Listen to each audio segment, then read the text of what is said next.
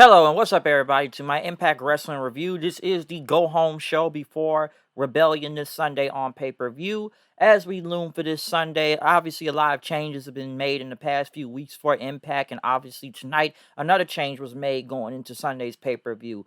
Obviously, it has to do with the champions in both the for the World Heavyweight Title and the Knockouts division, and we're gonna get to that. But obviously, I will say there was a lot of video packages on this show, especially before No Surrender. Why did I say No Surrender? No Surrender. I'm in Rebellion this Sunday.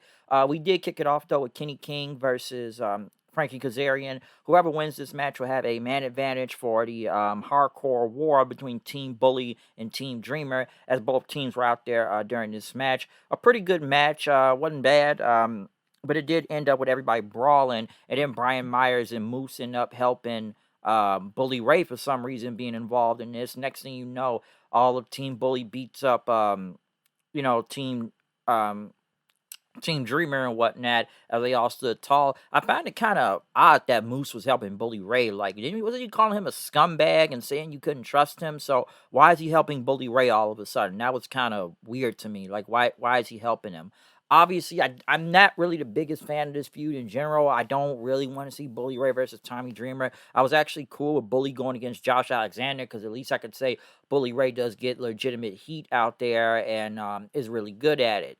I'd rather see him going against somebody different. Like, I don't really need to see a ECW feud right now between Dreamer and Bully Ray. They haven't been bad on the mic, but it's like, why are they really doing this and this busted open thing? Because of their little radio show and on YouTube, which are all cool in there, but they're fighting each other on Impact in. So I don't really need to see this feud, and I think both of these guys should be doing something else, especially Bully Ray.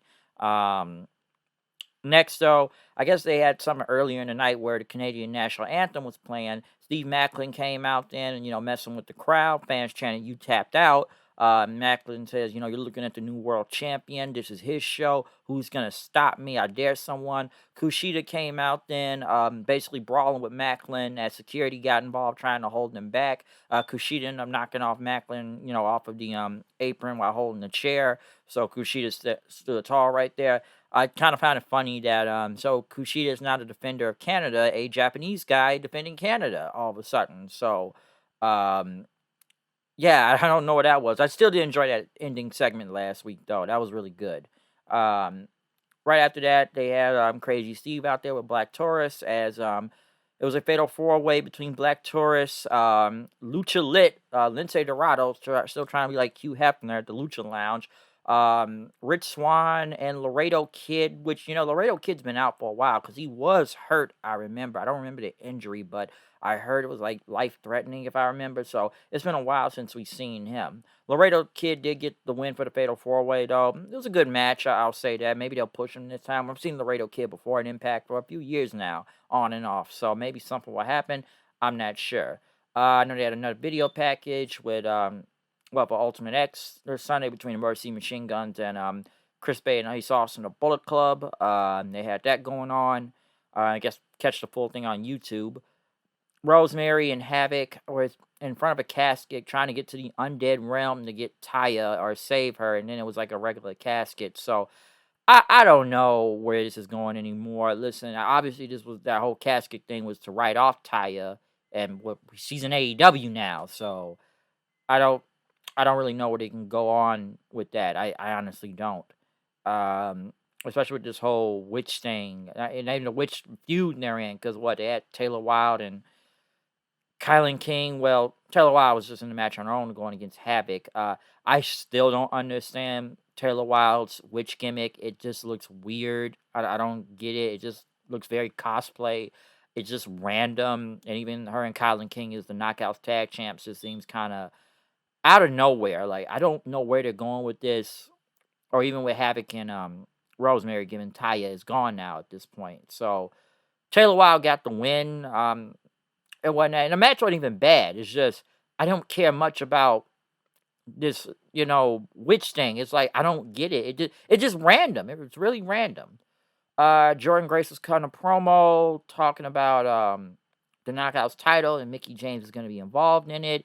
Eddie Edwards and Alicia were in the back, basically talking about this last rights match coming up with PCO and talking about his ride or die. So we got a last rights match coming up this Sunday. Joe Hendry and Dirty Dango went against Alan Angels and Callahan. Um, it ended up with Dirty Dango and Hendry winning the match.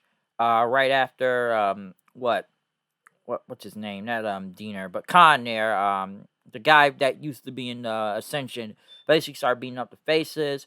Santino came out to help them. He ended up like punching and kicking Diener, and then he did the Cobra then, which by the way, all his teammates stood there and watched Angles get beat up. So he just kind of got beat up while everybody stood around. Honestly, Santino, I guess he hasn't been in the ring in 7 years. I know Santino has had injuries. That's why he doesn't really wrestle anymore.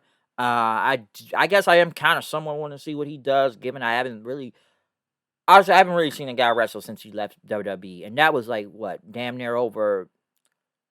I feel like it's been over 10 years ago at this point. All right, maybe he's wrestled somewhere else. I don't know, because when was he gone from WWE? Because he stopped because of injuries. Like, was that 2012, I think, 13? I don't know. It's been a while with Santino. As for the design, I don't know where this is going anymore. Like, I don't get this 7-step thing. I don't really understand why Callahan is even listening to these guys anymore. I kind of had some hopes given that, Diener took over, and I thought he was going to be the one to step up since Eric Young's not in the company anymore. But I don't even know why they even trust Callahan or why he's in this cult. Like, I don't understand what's going on anymore. Um, they had a hype package for Macklin Kushida, talking about each other's careers, going, for the title this Sunday. PCO talking about Eddie, I'm not human. Last rights match. Bully Ray talked about how he tricked Dreamer into believing that the good hands are going to be part of Bully's team, but they're not. It's now Moose Myers, Kenny King, and Masha Slamovich now. So they are united and they're going to take out Tommy Dreamer this Sunday in the Hardcore War. Tasha Steelz went against Giselle Shaw. Wasn't really that good of a match. It was okay, but I don't know. It's been a while since we've seen Tasha in the ring. So the match was what it was. Tasha got the win from here. So yeah, there you go. I don't know.